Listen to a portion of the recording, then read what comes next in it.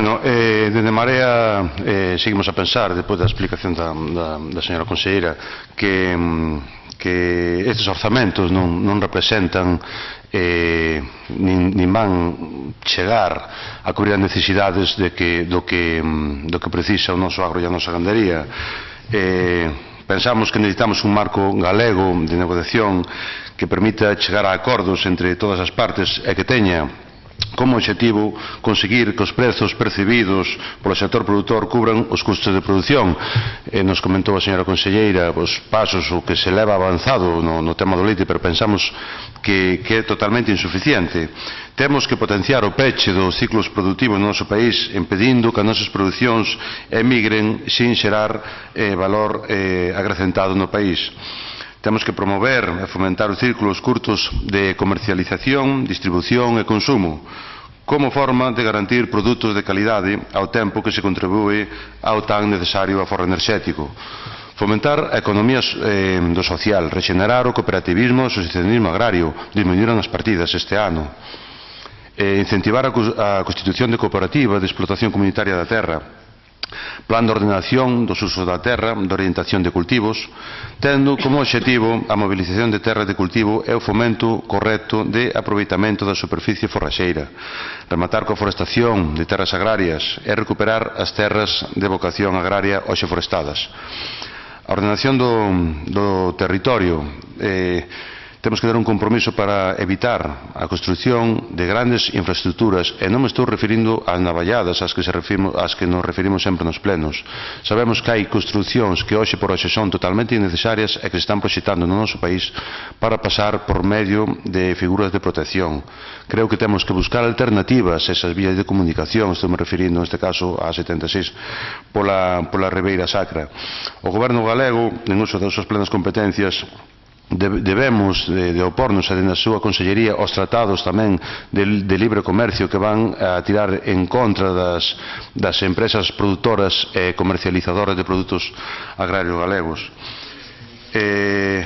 A lei de montes temos que mudala, que se recoñeza a titularidade comunitaria como unha máis distinta da titularidade pública, que se condonen as falsas e inxustas débedas de montes veciñais conveniados e consorciados, e segundo os casos, manter os convenios. Anunciaba vostede en materia de montes que iba a asumir o compromiso de realizar os delindes dos montes veciñais. Aplaudimos esa iniciativa, ademais creemos que é moi necesaria, e esperemos que, que non se miren, como ten pasado outras veces, as cores políticas das direccións desas comunidades de montes. Creación dun selo de certificación forestal galego e pública, como lle dixen antes, derogar as sociedades de fomento forestal e pôr en vigor de novo as unidades de xestión forestal, reformulación dos órganos consultivos e de participación relacionados coas políticas de montes, etcétera, etcétera, etcétera. No que atinxe a lumes forestais, me dicía o portavoz que igual dediquei moito tempo, non lle digo que non, pero é un problema que temos agora mesmo en riba. Hai xente que está a executar os nosos montes. Eu en ningún momento vou culpar a xente do Partido Popular da execución dos nosos montes, máis ben todo o contrario, pero é o seu executivo agora mesmo o que ten que intentar poñerlle remedio. Os pirómanos sabemos que existen, efectivamente, e non debemos ser permisivos ante eles, pero non me parece eficaz unha consellería que agora mesmo ten máis de 6 entes apagando un incendio forestal, contando co servicio público, contando cos concellos, contando con Seaga, contando con Tragsa, contando co UME. Non son operativas para nada.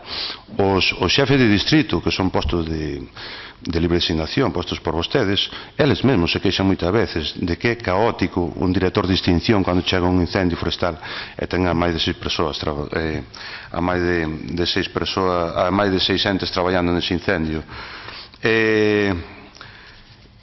Depois, a parte do orzamento que se nos presenta, dende Marea tamén nos gustaría que sexa a finalidade última das partidas, as emendas que poden prosperar ou non, que dito orzamento que se chegue a executar o máximo posible.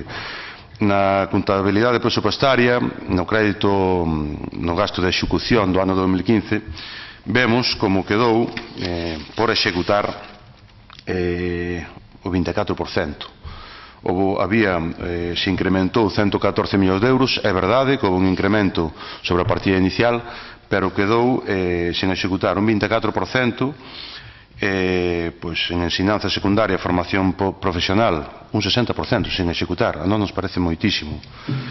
Un 30% en infraestructuras e equipamentos no medio rural, ou un 80% en implantación de sistemas productivos agrarios sustentables, o cal nos parece que temos que ter axilidade dentro dos mecanismos que ten para utilizar a Consellería de Medio Rural, que temos que ter axilidade para executar os orzamentos ao 100%, que non queden eses fondos como remanentes, ben para outras consellerías, ben como remanente de tesourería. Nada máis, dicirlle tamén ao señor Couto que depois, non para que conteste, pero depois invito a un café de boa gana para preguntarlle por o estado do punto de auga en terra ali da mata que se prometeu fai 3 anos. Non sei se o lembra que o vimos ali sobre o sitio. Ben, moitas gracias.